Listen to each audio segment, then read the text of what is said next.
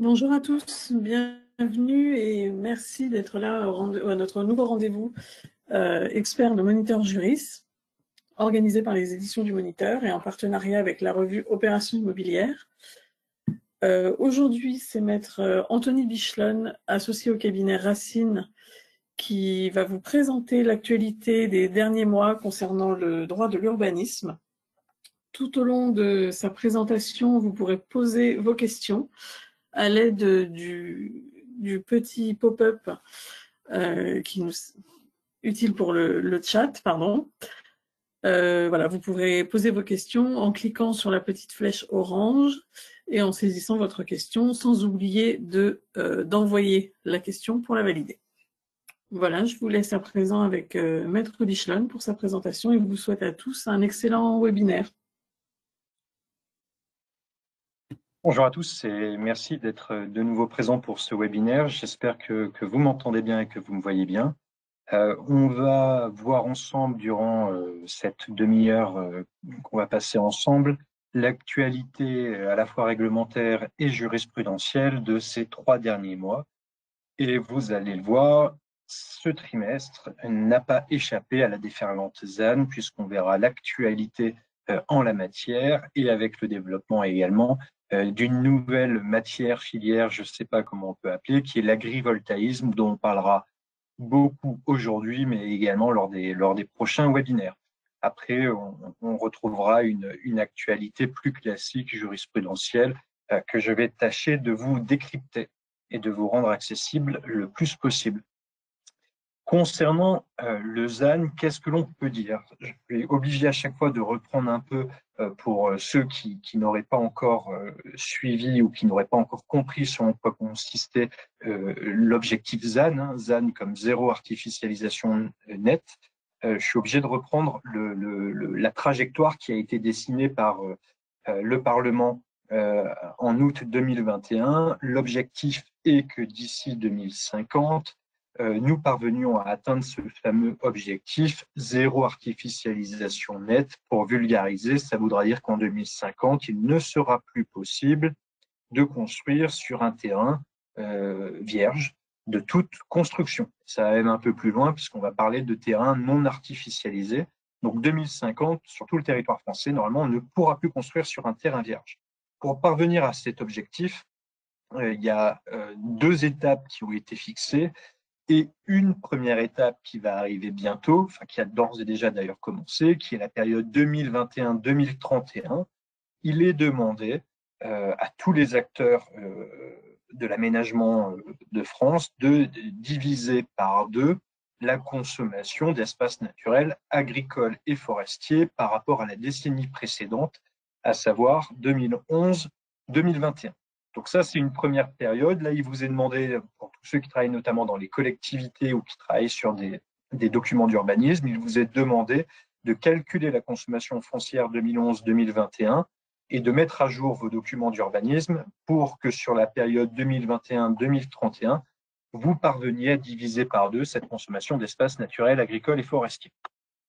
Une fois cette première période 2021-2031 passée, on va poursuivre la trajectoire qui a été dessinée pour parvenir à cet objectif zéro artificialisation nette des sols en 2050, avec un basculement. Donc on ne parlera plus de consommation d'espaces naturels, agricoles et forestiers, mais on parlera de lutte contre l'artificialisation. Donc ça va être le nouvel indicateur sur lequel on va se baser, tous les documents d'urbanisme.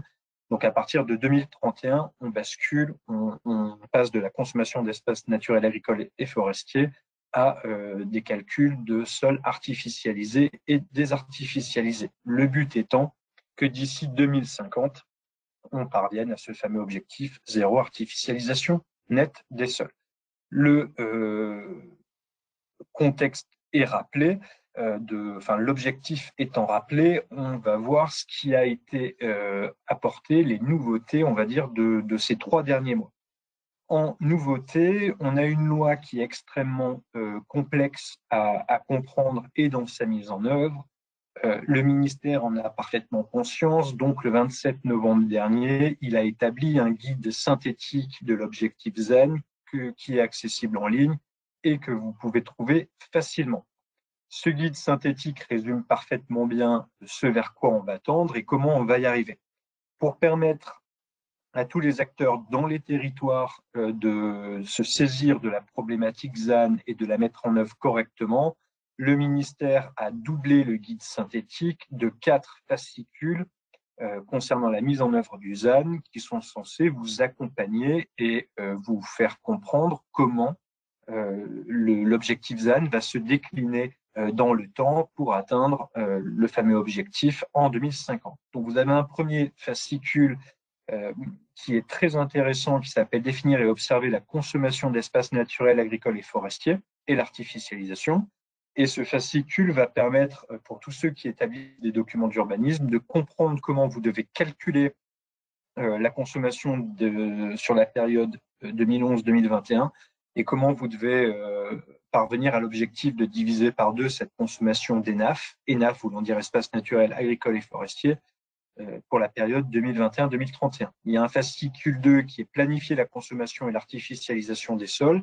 Là, c'est pour tous ceux qui travaillent sur les nouveaux documents d'urbanisme. Donc, c'est un fascicule qui va vous aider à justement mettre en œuvre l'objectif ZAN dans les nouveaux documents d'urbanisme. Un fascicule 3, mobiliser les leviers en faveur des projets de territoire sobre en foncier. Un fascicule 4, accompagner la sobriété foncière et le recyclage urbain. Ces 2 derniers fascicules devant contrecarrer un des effets du ZAN, à savoir la production la baisse de la production de logements. Le législateur ne voulant pas que l'objectif ZAN porte atteinte à la production de logements, il met en place des leviers, ou en tout cas, il vous accompagne pour faire en sorte que la densité augmente en évitant l'effet pervers du ZAN qui serait celui d'une baisse de la production de logements de surface d'activité si cet objectif était mal mis en œuvre. Et enfin, vous avez une circulaire du 31 janvier qui vient d'être publiée, qui elle aussi apporte des éléments intéressants. Cette circulaire comporte un titre premier qui s'appelle Une trajectoire de sobriété foncière. Donc, elle vous rappelle les délais dans lesquels les documents d'urbanisme doivent être mis à jour pour atteindre cet objectif de diviser par 2 la consommation foncière d'ENAF sur la période 2021-2031. Donc, je vous rappelle que les schémas régionaux doivent être mis à jour avant le 22 octobre 2024. Les SCOT doivent être mis à jour avant février 2027 et les PLU doivent être mis à jour avant février 2028.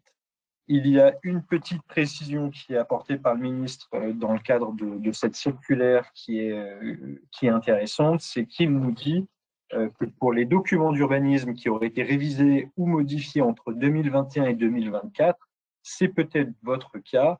Si ces documents d'urbanisme ont anticipé la réduction de la consommation foncière, vous n'aurez pas à les mettre à jour. On considère qu'ils sont d'ores et déjà compatibles avec la loi de 2021 qui a fixé l'objectif zéro artificialisation nette. Pour tous ceux qui ont des documents d'urbanisme modifiés ou révisés entre 2021 et 2024, vous devez vérifier, avant de lancer une nouvelle procédure, si ces nouveaux documents sont conformes, compatibles avec la loi de 2021 et l'objectif de diviser dans un premier temps par 2 la consommation d'ENAF. Deuxième titre de cette circulaire du 31 janvier dernier, faire preuve de souplesse en accompagnant les territoires. L'État vous rappelle dans le cadre de cette circulaire que l'État a mis en ligne ce qu'il appelle le portail de l'artificialisation qui vous permet d'avoir accès aux données de la consommation d'espaces naturels, agricoles et forestiers, notamment sur la période 2011-2021. C'est ce qui va vous permettre d'établir vos nouveaux documents d'urbanisme et de calculer votre objectif. Mise en ligne d'un guide et de 4 fascicules, c'est ce que je viens de vous rappeler. On vous rappelle également que de nombreuses formations vont avoir lieu à destination des services de l'État et des collectivités pour comprendre et anticiper la mise en œuvre du ZAN. On rappelle également qu'il va être désigné dans les régions qu'il a été désigné dans les régions avant le 9 février 2024 un référent territorial qui devra répondre aux questions des élus locaux en matière de zéro artificialisation nette. Et également, ça c'est très intéressant, c'est ce que nous dit le ministre, il nous parle des ZAC et notamment comment vous devez prendre en compte les ZAC qui auraient été réalisées entre 2011 et 2021, comment doivent-elles être prises en compte dans la consommation d'espace naturels agricoles et forestiers sur la période 2011-2021.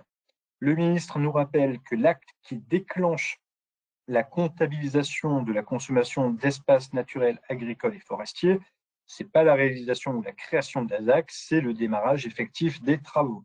Donc, vous pouvez considérer qu'une ZAC a commencé à consommer du foncier qu'à partir du moment où les travaux ont débuté. Et après, comment comptabiliser cette consommation d'espace?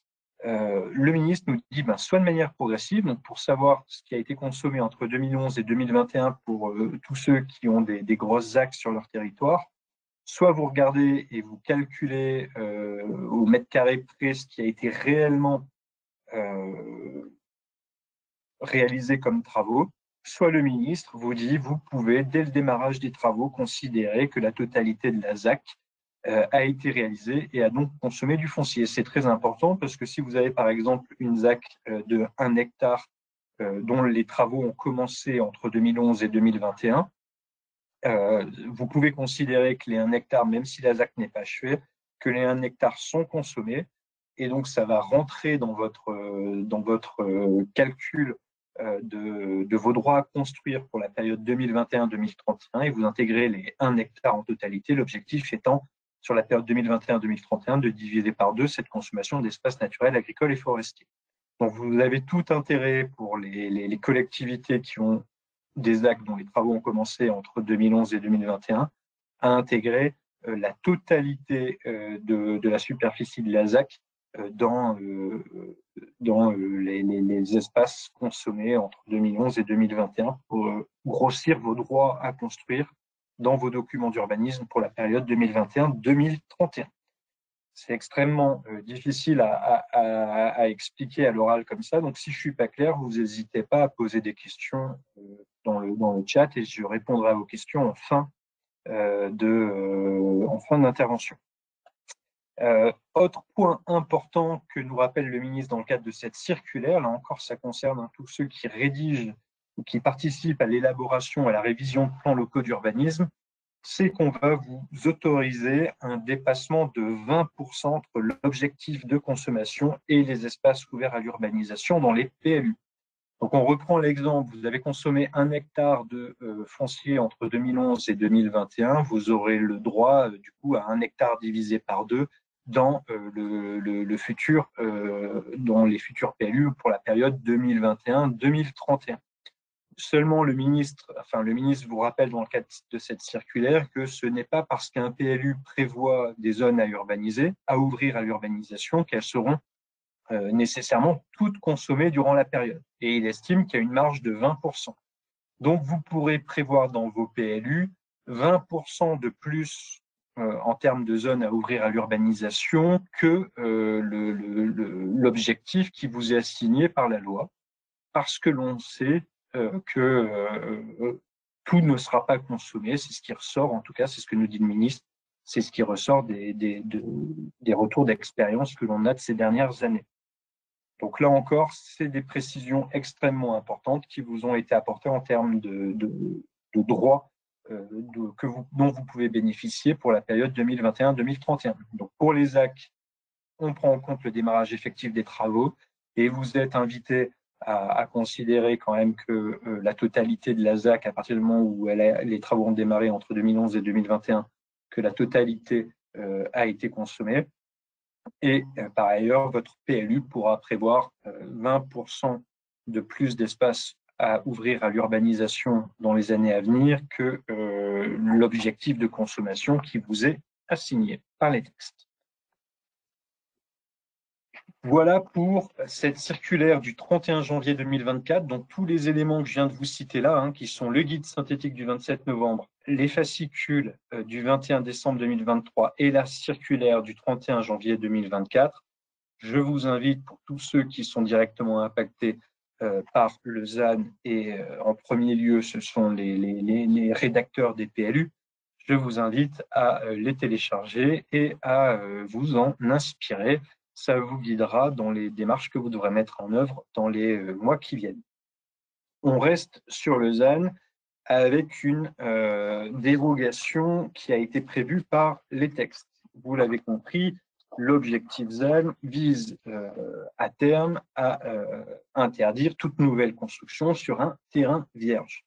L'objectif ZAN pouvait donc directement porter atteinte au développement des énergies renouvelables et notamment aux énergies solaires photovoltaïques, puisque celles-ci peuvent être considérées comme étant consommatrices d'espaces naturels agricoles et forestiers ou peuvent être considérées comme artificialisant les sols. Donc, la loi de 2021 climat et résilience a prévu, notamment pour la première période de 10 ans, donc qui est 2021-2031, qu'un espace naturel, agricole ou forestier qui serait occupé par une installation de production d'énergie photovoltaïque au sol n'est pas comptabilisé dans la consommation d'Enaf si, d'une part, l'installation n'affecte pas durablement les fonctions écologiques du sol ainsi que son potentiel agronomique, je vous cite la loi, et si elle n'est pas incompatible avec l'exercice d'une activité agricole ou pastorale. Autrement dit, pour la période 2021, vous pouvez dormir tranquille pour tous ceux qui travaillent dans le photovoltaïque. Vous aurez des possibilités de réaliser des installations sous certaines conditions qui ne seront pas comptabilisées comme étant consommatrices d'espaces naturels, agricoles et forestiers. On attendait les décrets d'application pour savoir exactement comment cette dérogation allait se mettre en œuvre. Le décret est sorti le 29 décembre 2023 et il conditionne effectivement la dérogation à ce que l'installation de production d'énergie photovoltaïque permette de garantir, la réversibilité de l'installation, le maintien du couvert végétal et, sur les espaces à vocation agricole, le maintien d'une activité agricole ou pastorale significative en tenant compte de l'impact du projet sur les activités qui y sont effectivement exercées ou en l'absence d'activités qui auraient vocation à s'y développer. Autrement dit, le photovoltaïque, le développement en tout cas des installations de production d'énergie photovoltaïque ne seront pas comptabilisés au titre d'une installation qui consomme des espaces naturels, agricoles et forestiers si celle-ci permet de préserver l'activité agricole sur les terres. Entre guillemets, il faudra que la production d'énergie reste compatible avec l'activité agricole. Et le décret nous dit comment ça se jauge. Il faut une réversibilité de l'installation. Ça veut dire que lorsqu'elle va être démontée, le sol va pouvoir être directement être réaffecté totalement à la production agricole. Le couvert végétal devra être maintenu et il ne faudra pas que cette production d'énergie mette fin à l'exercice de l'activité agricole sur le site. Comment on parvient à rendre compatibles ces deux activités sur une même terre? C'est ce que vient nous dire de façon très concrète l'arrêté du 29 décembre 2023 qui vient s'ajouter au décret du même jour. Donc, cet arrêté est très précis, il vient nous définir les caractéristiques techniques des installations de production d'énergie photovoltaïque, exemptées de prise en compte dans le calcul de la consommation d'Enaf. Donc, comment ces installations photovoltaïques peuvent ne pas être prises en compte dans le calcul de la consommation d'Enaf? Si elles respectent une certaine hauteur minimale, en l'occurrence, il va falloir qu'elles fassent 1,10 m minimum au point bas. Il va falloir un espacement entre les deux rangées de panneaux photovoltaïques au moins égal à 2 mètres. Les ancrages devront être en bois ou en métal et le béton pourra être autorisé seulement en béton dans certains cas à la condition qu'il soit inférieur à 1 mètre carré. Les clôtures devront être du grillage non occultant ou à claire-voie et les voies d'accès aux différents panneaux ne devront pas comprendre de revêtement. Voilà les différentes caractéristiques. Donc, retenez bien ces premiers éléments sur l'agrivoltaïsme. L'installation de panneaux photovoltaïques ne rentrera pas dans le calcul de la consommation d'espaces naturels agricoles et forestiers, ce qui est très important pour le développement de cette filière dans les années à venir, à la condition que vous respectiez les différents critères et caractéristiques qui viennent de vous être listés. Gardez bien en tête cette notion d'agrivoltaïsme. On aura l'occasion d'en reparler lors des futurs webinaires, puisque c'est une filière que souhaite développer le gouvernement pour tout un tas de raisons. La première, c'est parce que c'est le développement d'une énergie renouvelable. Le deuxième point, c'est qu'elle va permettre, sujet également d'actualité, d'apporter des revenus complémentaires à nos agriculteurs dans les années qui viennent. Si vous avez des questions complémentaires, n'hésitez pas, même si l'agrivoltaïsme est encore embryonnaire et que beaucoup de questions restent en suspens. C'est plus dans les webinaires futurs qu'on pourra rentrer dans le détail. Autre point et actualité brûlante qui concerne toujours les énergies renouvelables, c'est le décret du 18 décembre 2023. C'est un décret qui vient imposer un certain nombre d'obligations en matière de solarisation et de végétalisation des toitures et des parcs de stationnement. En clair, c'est l'État aujourd'hui, et on va voir dans quel cas, qui va venir vous imposer d'installer des panneaux solaires sur vos toitures ou de les végétaliser. Également, cette obligation s'imposera également aux parcs de stationnement. Quels sont les premiers ouvrages concernés par cette obligation? Donc, on va parler de catégories de bâtiments. Les bâtiments qui vont être concernés par cette obligation de solarisation ou de végétalisation sont les bâtiments à usage commercial, industriel ou artisanal, entrepôts, hangars, non ouverts au public, qui font l'objet d'une exploitation commerciale, ainsi que les parcs de stationnement couverts, accessibles au public, dès lors qu'ils créent plus de 500 mètres d'emprise au sol.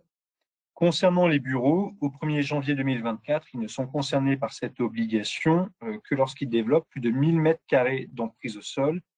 Retenez que ce seuil sera abaissé à 500 mètres carrés pour toutes les autorisations d'urbanisme qui seront déposées après le 1er janvier 2025.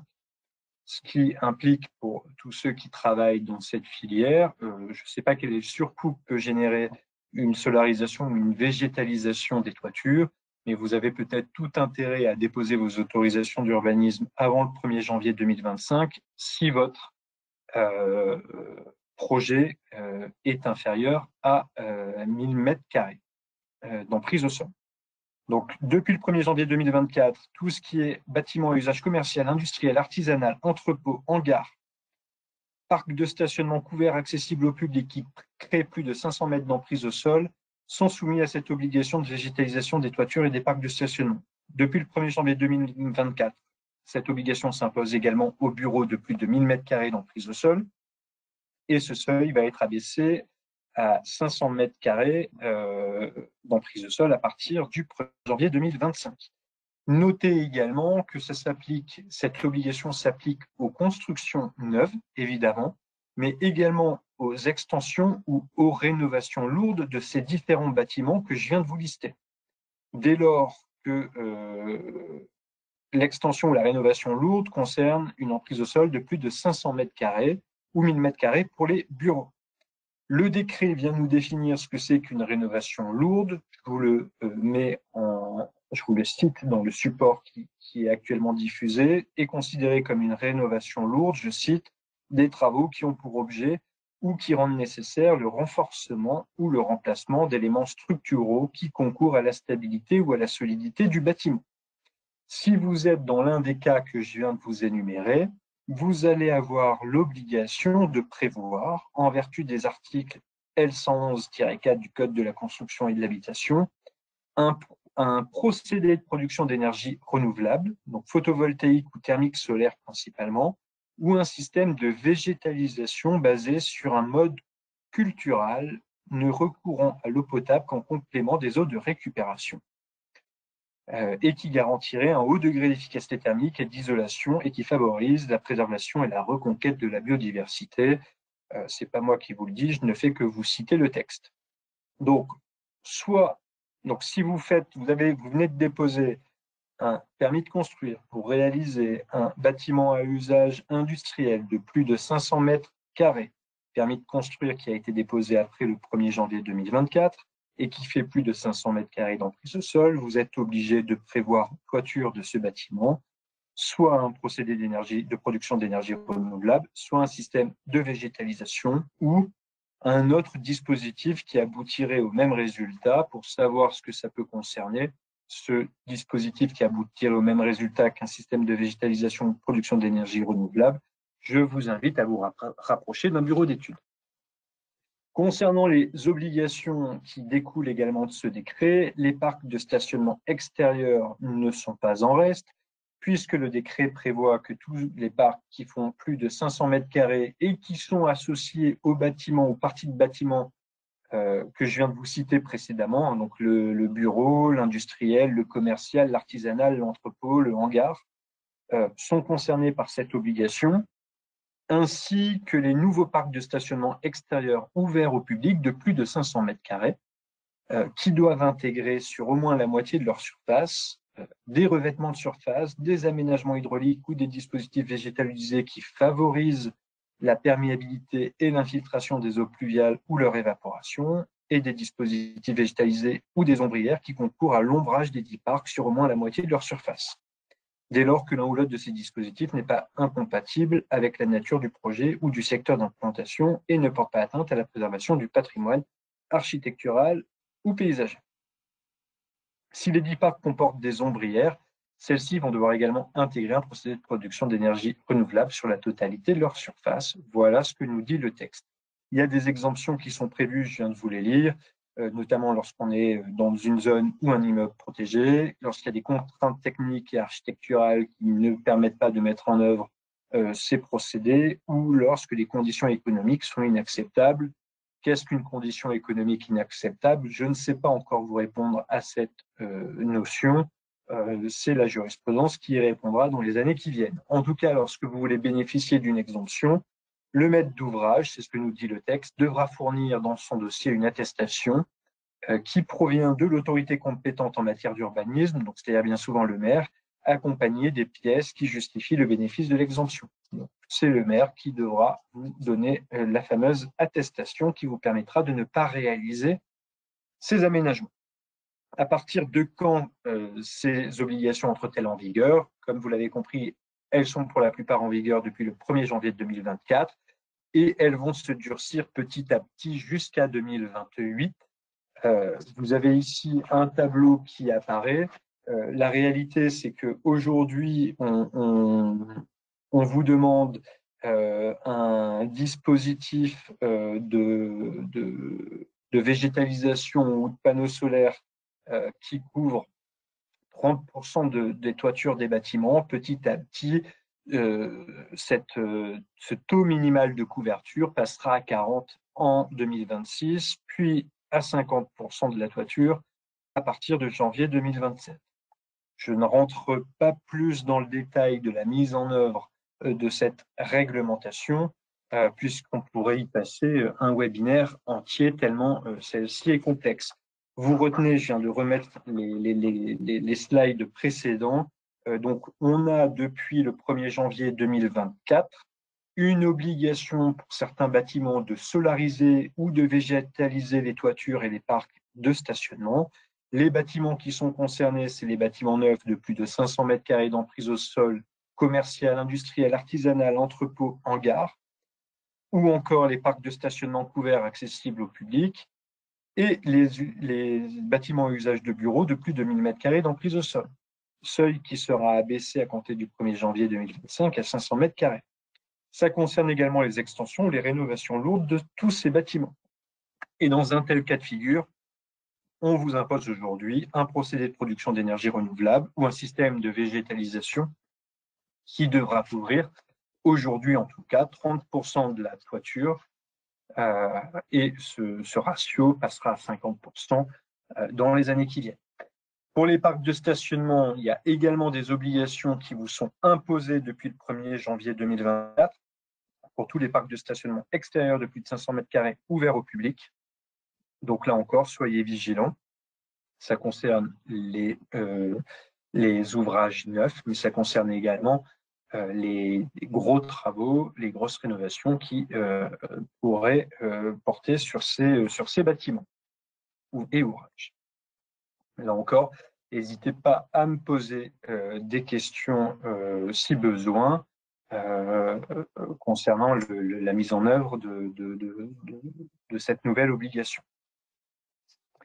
Donc une actualité réglementaire extrêmement riche ces 3 derniers mois et extrêmement importante puisque le ZAN, peu importe votre domaine d'intervention, à partir du moment où vous intervenez dans l'aménagement du territoire ou dans l'immobilier, vous allez être considérablement impacté par le ZAN et également impacté par ce décret sur la végétalisation et la solarisation des toitures et des parcs de stationnement. Passons maintenant à l'actualité jurisprudentielle que nous a réservé le Conseil d'État ces 3 derniers mois.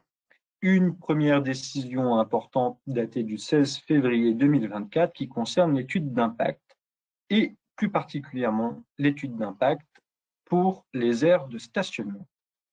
On a ici une association de défense de l'environnement qui conteste un projet de déchetterie qui avait été validé par la préfecture. Pour l'association de défense de l'environnement, le projet serait illégal au motif qu'aucune étude d'impact n'aurait été réalisée sur le projet, et plus particulièrement une étude d'impact qui aurait dû porter, selon l'association, sur le parc de stationnement prévu autour de la déchetterie. Le Conseil d'État rappelle dans sa décision que, effectivement, sont soumis à la procédure d'examen au cas par cas. Donc, cette procédure d'examen au cas par cas peut déboucher sur une étude d'impact. Les projets d'aires de stationnement ouvertes au public de plus de 50 unités. Donc, lorsque l'on réalise une aire de stationnement ouverte au public de plus de 50 unités, on a, en tout cas le maître d'ouvrage, a l'obligation de consulter l'autorité environnementale dans le cadre d'une procédure d'examen au cas par cas. L'autorité environnementale examine le projet et au regard de ses caractéristiques et de son impact sur l'environnement, l'autorité environnementale décidera de soumettre le maître d'ouvrage et son projet à une procédure d'étude d'impact. En l'occurrence, il n'y a rien eu. Dans ce dossier, le maître d'ouvrage se défend et dit c'est normal, pas de procédure d'étude d'impact, dans la mesure où si j'ai bien un parc de stationnement de 55 places, j'en ai seulement 35 qui sont ouvertes au public et 20 qui sont destinées au personnel de mon établissement. Et ce n'est bien, c'est ce que nous dit le texte, que les places ouvertes au public qui font l'objet d'une procédure d'examen au cas par cas. C'est ce qui fait que lorsque vous réalisez un immeuble d'habitation collective ou un immeuble de bureau où les places de stationnement sont destinées qu'au personnel, on n'a pas besoin d'une procédure d'examen au cas par cas. En revanche, lorsqu'on réalise un supermarché, lorsqu'on réalise un musée, un équipement public, et que le parc de stationnement fait plus de 50 places et qu'il est ouvert au public, dans ce cas-là, on a besoin de consulter l'autorité environnementale.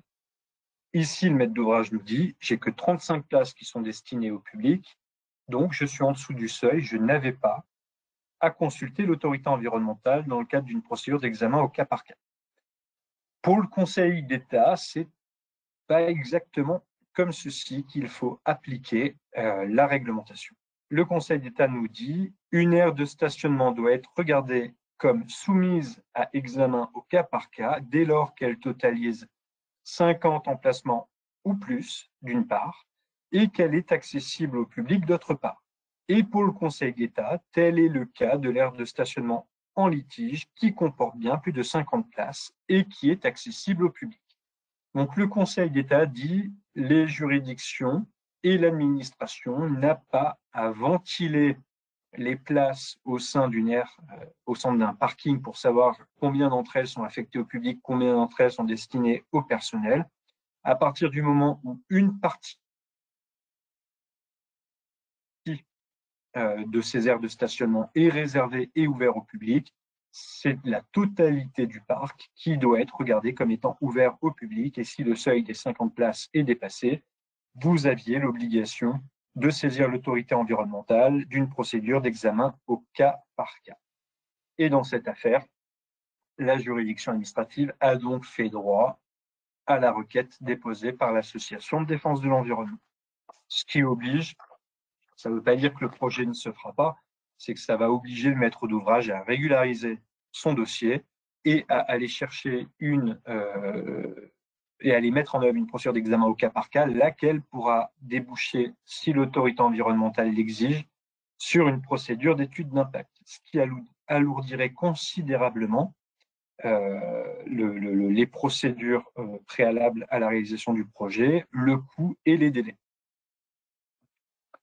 Voilà pour cette première décision de justice. Deuxième décision de justice, là encore, c'est une petite révolution pour tous ceux qui font de l'urbanisme et notamment du contentieux de l'urbanisme.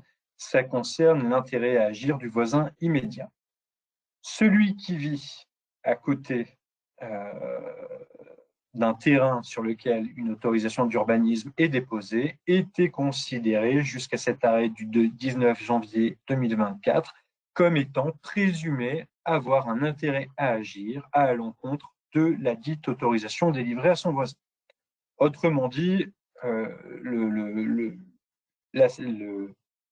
la voie du tribunal lui était parfaitement ouverte et la question de son intérêt à agir ne se posait pas.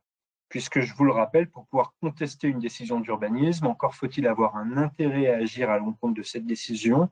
Comment l'intérêt à agir s'apprécie? Il faut démontrer que le projet que l'on conteste va affecter directement les conditions d'occupation, d'utilisation ou de jouissance de son bien. Et pour le voisin immédiat, si vous m'avez suivi, donc celui qui vit à côté du projet, il était présumé avoir un intérêt à agir. Donc, jusqu'à présent, on considérait que tout projet réalisé à côté de chez lui était susceptible d'affecter directement ses conditions d'occupation, d'utilisation ou de jouissance, ce qui évitait bien au voisin immédiat de démontrer quoi que ce soit en termes d'intérêt à agir devant le tribunal. Et bien là, le Conseil d'État nous dit oui, le voisin immédiat, en principe, justifie d'un intérêt à agir, mais à la condition qu'il fasse quand même état d'éléments relatifs à la nature, à l'importance ou à la localisation du projet de construction. En l'espèce, les voisins immédiats ont démontré la proximité immédiate de leur propriété, également l'existence d'un litige existant avec leurs voisins, mais pour le Conseil d'État, ils n'ont pas fait état d'éléments relatifs à la nature, à l'importance ou à la localisation du projet de construction, qui aurait été de nature à justifier d'une atteinte susceptible d'affecter directement leurs conditions d'occupation, d'utilisation ou de jouissance de leur propriété. Donc, le Conseil d'État dans cette affaire a considéré qu'il ne justifiait pas d'un intérêt à agir à l'encontre de l'autorisation d'urbanisme, quand bien même ils étaient voisins immédiats. Donc, ça change considérablement les contentieux, puisque quand on défend une autorisation d'urbanisme, rien de mieux que d'obtenir l'irrecevabilité de la requête déposée par le voisin au motif que celui-ci n'a pas d'intérêt à agir.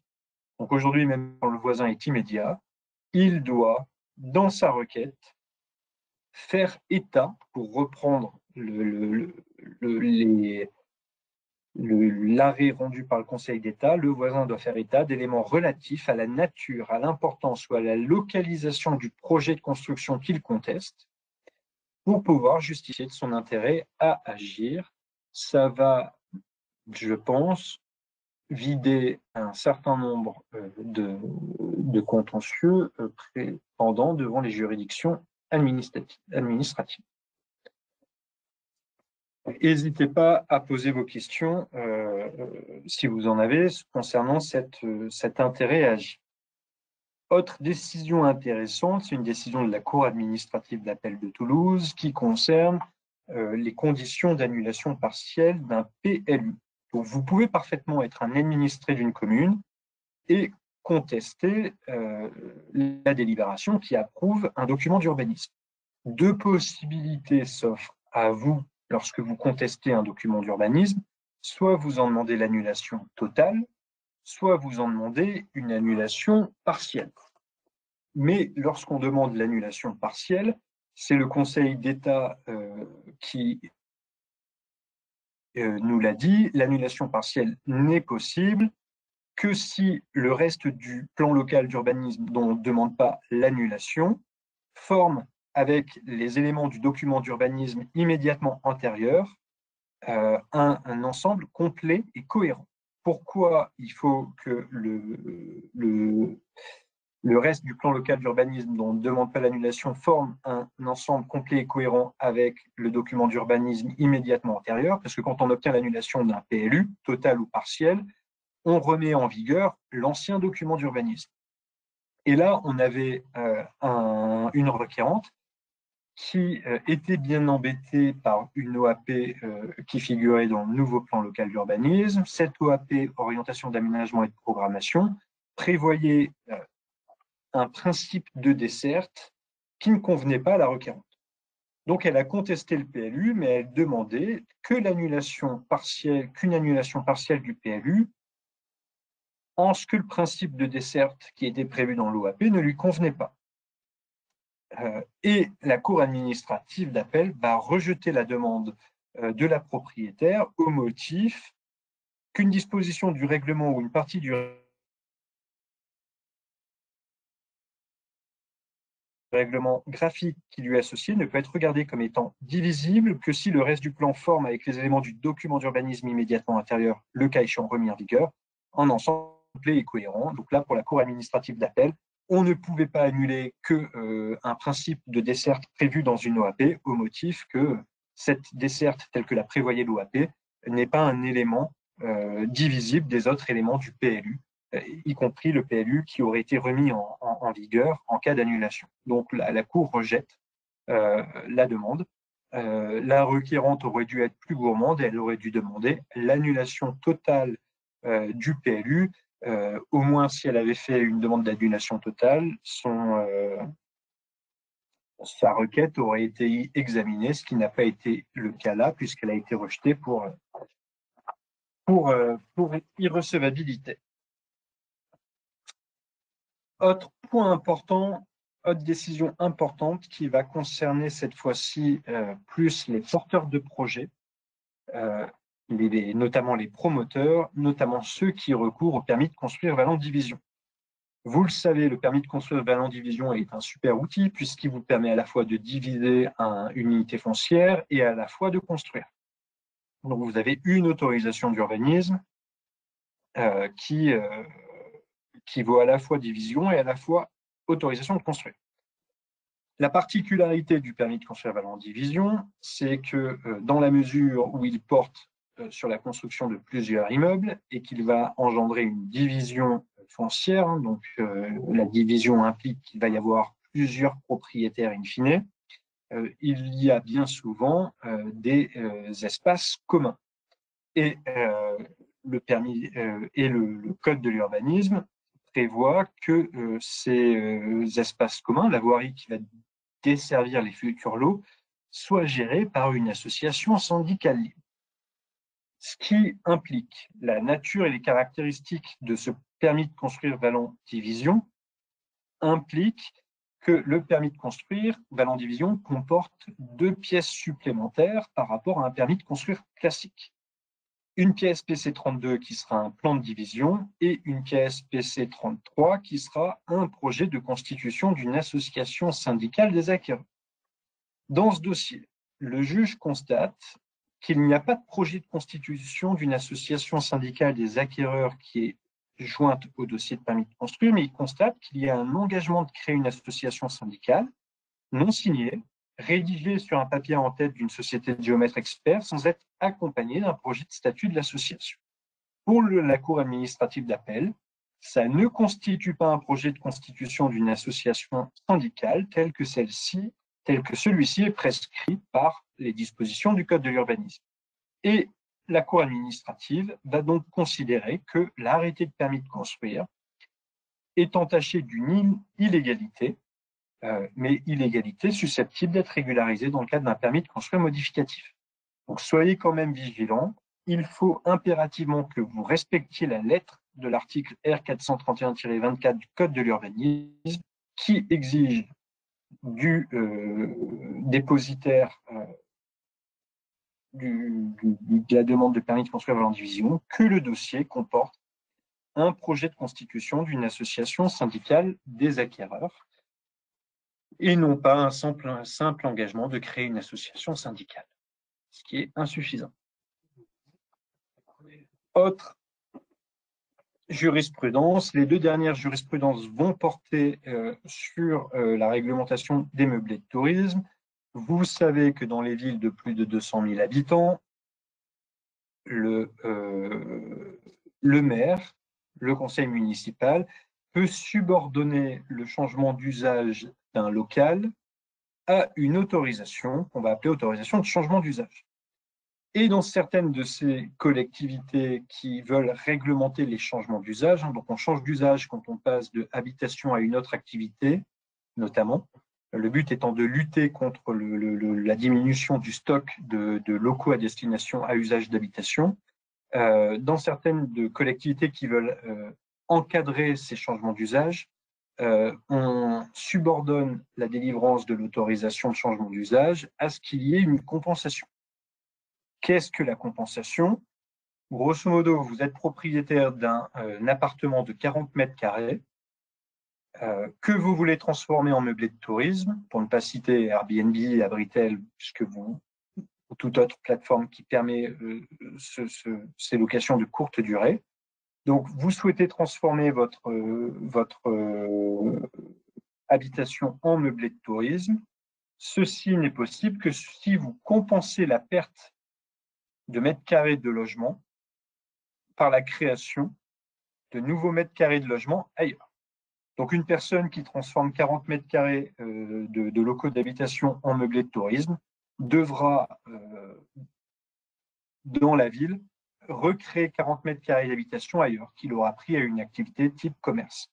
C'est ce qu'on appelle la compensation. Vous le comprenez, c'est extrêmement difficile à mettre en œuvre. Ça fait perdre tout intérêt à la création de meublés de tourisme.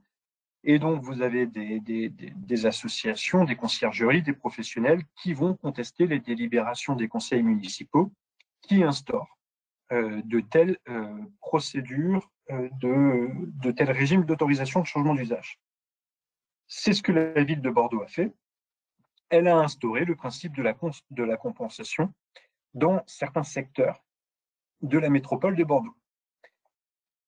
Cette délibération a été contestée devant le tribunal administratif, au motif notamment que la compensation pour les requérants portait atteinte aux droits de propriété et également au principe d'égalité. Pour la Cour administrative d'appel de Bordeaux, et ce n'est pas une nouveauté, ça a été déjà validé par énormément de cours administratives d'appel, y compris celle de Lyon, par exemple, le mécanisme de la compensation, quand il est bien mis en œuvre, ne porte pas une atteinte excessive aux droits de propriété, dans la mesure où il est justifié par un motif d'intérêt général qui est la pénurie de logement, la lutte contre la pénurie de logement, et dans la mesure où il est proportionné à l'objectif poursuivi. Donc, par exemple, il faudrait pas, pour que ce soit proportionné et équilibré, il ne faudrait pas que le secteur de compensation concerne toute la métropole de Bordeaux, mais il faut vraiment que ça porte sur des secteurs dans lesquels on constate un déséquilibre entre l'offre et la demande de logement. Et c'est ce que la Cour a ici vérifié. Donc, le mécanisme de la compensation est validé par les juridictions administratives. Pour ceux qui n'ont pas l'habitude de ce mécanisme, dans des villes comme Bordeaux, donc il faut faire plus de 200 000 habitants, Bordeaux, Lyon, Paris, par exemple, qui ont mis en place un mécanisme de compensation. Quand vous transformez un logement en meublé de tourisme, vous avez donc deux autorisations à demander. Une première autorisation au titre du Code de l'urbanisme, parce que le meublé de tourisme est souvent considéré comme de l'hôtellerie par les plans locaux d'urbanisme. Donc, vous devez faire une déclaration préalable de changement de destination. Vous faites passer votre local d'une destination habitation à une destination hôtellerie. Donc, une demande d'autorisation d'urbanisme à faire. Deuxième demande d'autorisation à faire, c'est une demande de changement d'usage. Le changement d'usage est réglementé par le Code de la construction et de l'habitation et son but, c'est de contrôler via cette réglementation les changements d'usage qui porteraient atteinte notamment à l'habitation. Et donc, dans le cadre de cette autorisation de changement d'usage, les collectivités qui font plus de 200 000 habitants peuvent instituer un mécanisme de compensation. Donc, au niveau de l'urbanisme, vous pourrez parfaitement changer la destination de votre bien. En revanche, si vous n'avez pas compensé dans ces secteurs où la compensation a été instaurée, vous n'obtiendrez jamais l'autorisation de changement d'usage, ce qui fait que votre meublé de tourisme ne sera jamais légal. Si vous souhaitez qu'il soit légal, vous devez compenser. Et là, il y a tout un mécanisme, toute une procédure à mettre en œuvre. Et je vous invite à vous rapprocher d'un cabinet d'avocats pour vous faire accompagner dans ces démarches, puisque c'est extrêmement complexe. Enfin, pour terminer, toujours sur les Airbnb, faites attention aux excès de ces réglementations. La ville de Nice a été un peu excessive dans le régime d'autorisation de changement d'usage. En plus de la compensation, elle demandait, pour obtenir l'autorisation de changement d'usage, elle demandait à ce que le pétitionnaire, dans son dossier, joigne le règlement de copropriété et l'accord des copropriétaires pour le changement d'affectation du lot de la copropriété. Et si vous n'obteniez pas, donc dans un tel cas de figure, si on poursuit le raisonnement, 1, vous devez obtenir une autorisation d'urbanisme, passer d'habitation à hôtellerie. 2, vous devez obtenir une autorisation de changement d'usage parce que le Code de la construction et de l'habitation permet aux collectivités dans les villes de plus de 200 000 habitants de réglementer les changements d'usage. Et 3, vous devez, dans certains cas, obtenir une autorisation de la copropriété parce que les copropriétés peuvent avoir un droit de regard sur l'affectation de votre lot.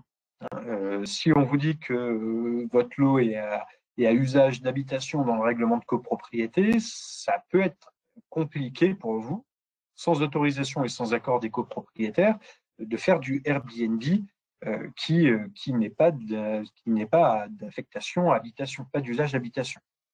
Donc on a la ville de Nice qui s'est permis d'écrire dans son règlement pour le changement d'usage: je veux en plus, monsieur, que vous joigniez à votre dossier de demande le règlement de la copropriété dans lequel vous souhaitez créer le Airbnb, le meublé de tourisme, avec l'accord des copropriétaires, comme quoi ceux-ci sont d'accord pour qu'il y ait un Airbnb, un meublé de tourisme dans leur immeuble.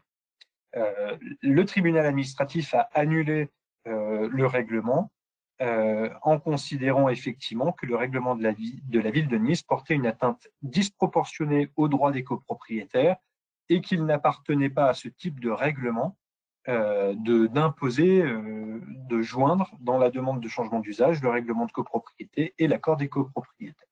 C'est une décision intéressante parce qu'on a beaucoup de règlements qui fixent les conditions de délivrance des autorisations de changement d'usage qui demandent ce type de documents. Donc, ça vous donne une raison, en tout cas, de les contester. Voilà, j'ai fait le tour de l'actualité. Donc, j'ai tenu le délai. J'ai un peu excédé le délai, mais il reste du temps pour les questions si vous en avez. Donc, n'hésitez pas à poser vos questions. On vous a rappelé en début de webinaire les modalités pour les poser. Juste le temps que je les lise et j'y réponds à la volée. Dans l'hypothèse où je ne suis pas en mesure de répondre aux questions tout de suite, vous pouvez parfaitement soit me faire un mail, soit m'appeler pour évoquer le sujet. Vous pouvez me joindre directement. Vous avez toutes mes coordonnées sur Internet, sur LinkedIn, si besoin. Donc, j'ai une première question. Une déclaration préalable est-elle obligatoire pour diviser 2 parcelles sur lesquelles figure du bâti existant non destiné à usage d'habitation? La déclaration préalable de division est obligatoire. Enfin, en tout cas, vous êtes obligé de demander une DP ou un permis d'aménager en fonction des cas si vous créez un lot à bâtir. Donc, qu'est-ce qu'un lot à bâtir? C'est un lot qui ne comporte pas de construction et sur lequel vous voulez faire une division en vue de construire. Et donc, pour répondre et être précis sur votre question, Julie, dans l'hypothèse où vous avez une unité foncière que vous voulez diviser en 2 lots, si sur les 2 lots que vous voulez créer, il y a eu d'ores et déjà un bâtiment qui n'a pas vocation à être démoli, vous n'avez pas besoin de déclaration préalable ou de permis d'aménager. Vous pouvez simplement faire venir un géomètre, document d'arpentage et passer les ventes. En revanche, si sur l'un des 2 lots, le terrain est vierge ou il y a une construction qui a vocation à être démolie pour construire autre chose dessus, vous tombez dans le régime du lotissement et dans ce cas-là, vous avez besoin d'une DP ou d'un permis d'aménager en fonction des cas. Agrivoltaïsme, le PLU peut-il interdire dans toutes les zones agricoles cette pratique, même liée à l'activité pastorale? C'est une question de Christophe. Non, je ne pense pas qu'un PLU puisse interdire dans toutes les zones le développement sur des terres agricoles de procédés de production d'énergie renouvelable. Il faut qu'il y ait, quand on interdit, on nous dit toujours que les interdictions dans les documents d'urbanisme doivent être justifiées par des motifs d'intérêt général. Donc, il va falloir que vous motiviez pourquoi sur votre commune vous souhaitez interdire sur tout le territoire de tels procédés. En revanche, qu'il y ait des secteurs dans lesquels ce n'est pas possible, bien évidemment, on ne va pas pouvoir installer, je vous rassure, des panneaux photovoltaïques partout.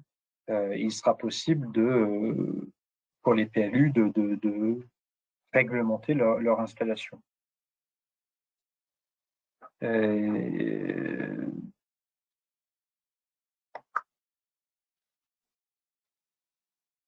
Alors, on me demande emprise au sol, donc je pense que c'est pour le décret sur la solarisation ou la végétalisation des toitures ou parcs de stationnement.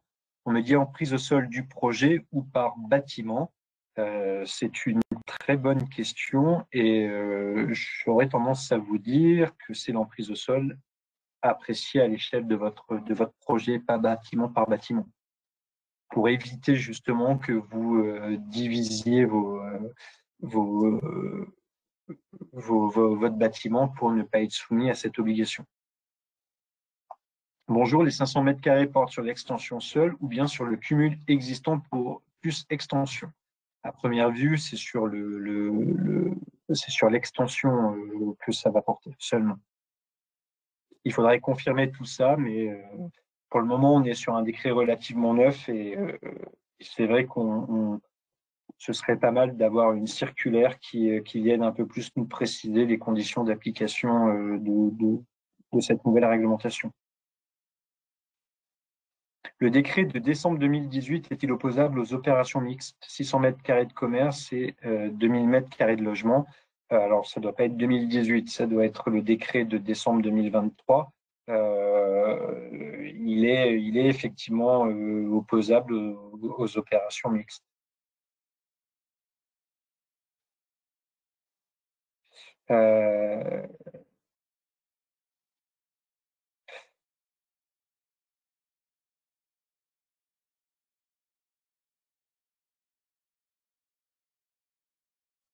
Donc, on me parle d'un décret d'application pour l'article 40 de la loi APER qui prévoit des obligations de solarisation ou de végétalisation pour notamment les parcs de stationnement extérieur au 1er juillet 2023. Est-ce qu'on a une visibilité sur le calendrier? Non, pas encore. Donc, il va falloir patienter. Donc, on aura l'occasion d'en reparler. Les équipements publics ne sont pas concernés par cette obligation de solarisation. Ils ne sont pas encore concernés, mais ça va le venir. Il me semble que dans le tableau, on n'est pas rentré dans le détail, mais on l'avait mentionné. Ça serait à compter du 1er janvier 2025 pour les constructions, rénovations de bâtiments administratifs, hôpitaux, équipements sportifs, récréatifs de loisirs, bâtiments ou parties de bâtiments scolaires et universitaires lorsque l'emprise au sol créée est supérieure à 500 mètres carrés.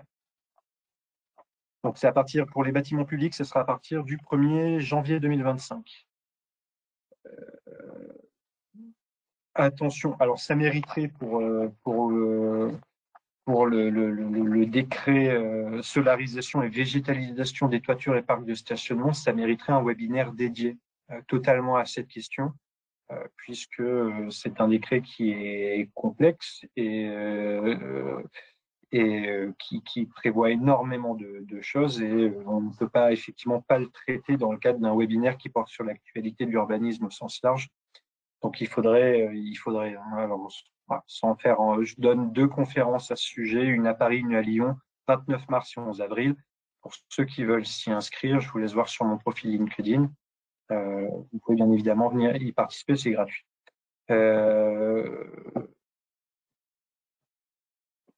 La végétalisation des parcs de stationnement ou encore la mise en place d'énergies renouvelables s'applique-t-elle également aux destinations d'habitation si le stationnement est aérien? Non, pour le moment, je vous rassure, les parcs de stationnement qui sont concernés sont les parcs de stationnement ouverts au public et donc les parcs de stationnement de copropriété ou d'immeubles collectifs, ce n'est pas des parcs de stationnement ouverts au public. Donc pour le moment, et les bâtiments d'habitation ne sont pas visés non plus par le décret du 18 décembre 2023. Dans un permis de construire valant division sans ASL, mais en copropriété, que nous conseillez-vous d'indiquer dans le CERFA pour éviter une demande de pièces éventuelle? Vous pouvez joindre dans le CERFA le règlement de copropriété, l'état descriptif de division si vous l'avez. Autrement, une attestation comme quoi la voirie ne sera pas gérée dans le cadre d'une association syndicale libre, mais dans le cadre d'une copropriété. Normalement, sur ce sujet, le service instructeur n'est pas trop regardant. L'important étant qu'il y ait, vu que c'est du déclaratif, qu'il y ait une trace pour vous du mode de gestion que vous avez choisi concernant la voirie.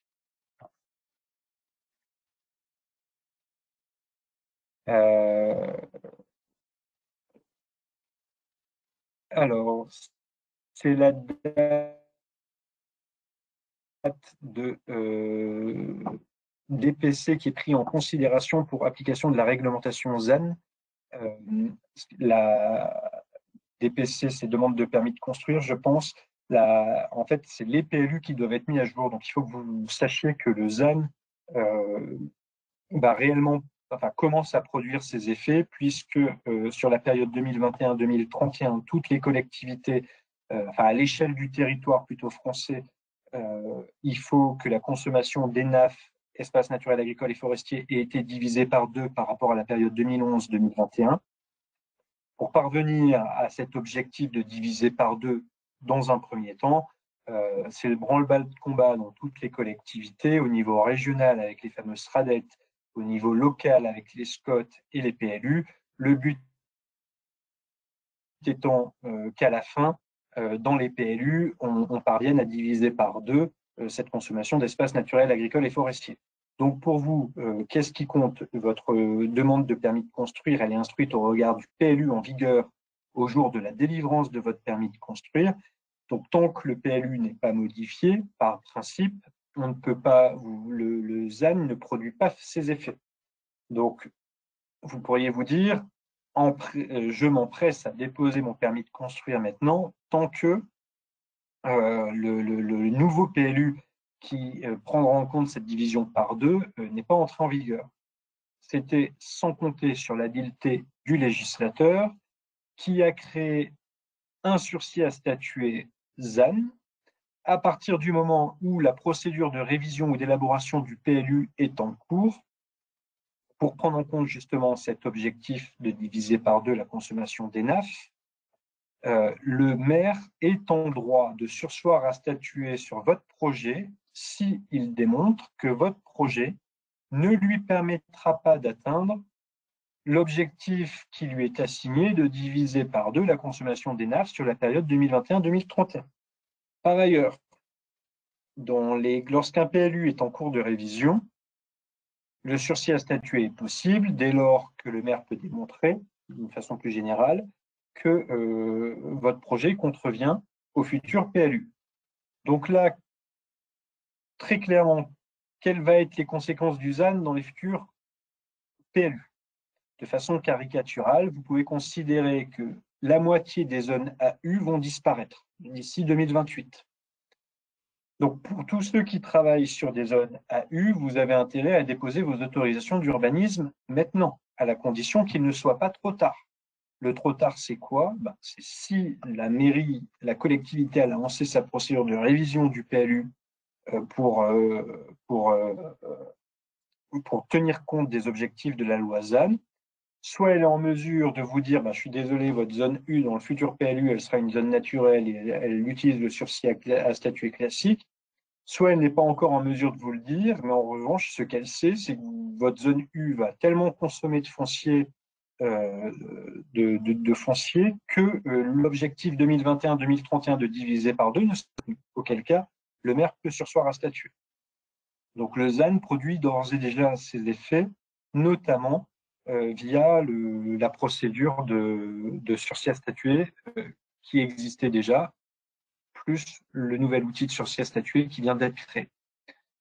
J'espère que j'ai été clair. Est-ce que vous avez d'autres questions? Donc soyez en tout cas extrêmement vigilants. Pour tous ceux qui travaillent avec le ZAN, vous avez des nouveaux outils à votre disposition pour le comprendre et voir comment il se met en œuvre. C'est le guide synthétique, ce sont les 4 fascicules et la circulaire du 31 janvier. Pour les porteurs de projets, faites attention au décret du 18 décembre 2023 qui prévoit pour tous les permis de construire déposés depuis le 1er janvier 2024, qui portent sur de l'artisanal, du commercial, de l'industriel, de l'entrepôt, du hangar, de plus de 500 mètres carrés d'emprise au sol, obligation de solariser ou de végétaliser la toiture des bâtiments. Pour le bureau, c'est lorsqu'il y a plus de 1000 mètres carrés d'emprise au sol. Ça fait un joli bureau. Je pense que ça s'apprécie à l'échelle du projet, non pas à l'échelle du bâtiment. En tout cas, ce décret pose énormément de questions dans sa mise en œuvre. On attend encore des précisions qui devraient nous être apportées dans les semaines, mois qui viennent. Et surtout, il y a un calendrier de mise en œuvre qui fait qu'il produira des effets et il sera de plus en plus contraignant. Donc, il produit des effets depuis le 1er janvier 2024 et il a vocation à en produire jusqu'au 1er janvier 2028. Pour répondre à la question sur les parcs de stationnement extérieur existants de plus de 1500 mètres carrés, ce n'est qu'à compter du 1er janvier 2028 que ceux-ci seront plus de 2500 mètres carrés, seront soumis à l'obligation de végétalisation et de solarisation.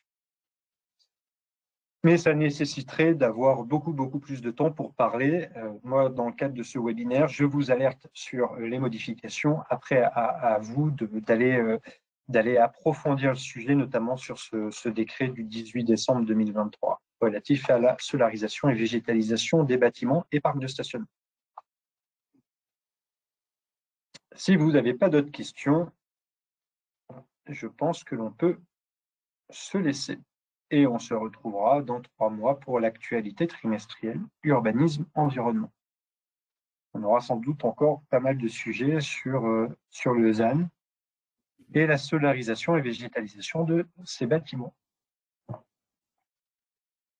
Merci Maître Bichelin pour votre intervention. Nous retrouverons le 11 juin, la date est déjà fixée pour le prochain webinaire sur l'actualité du droit de l'urbanisme. Et merci à vous tous d'avoir participé à cette présentation. À très bientôt. Au revoir.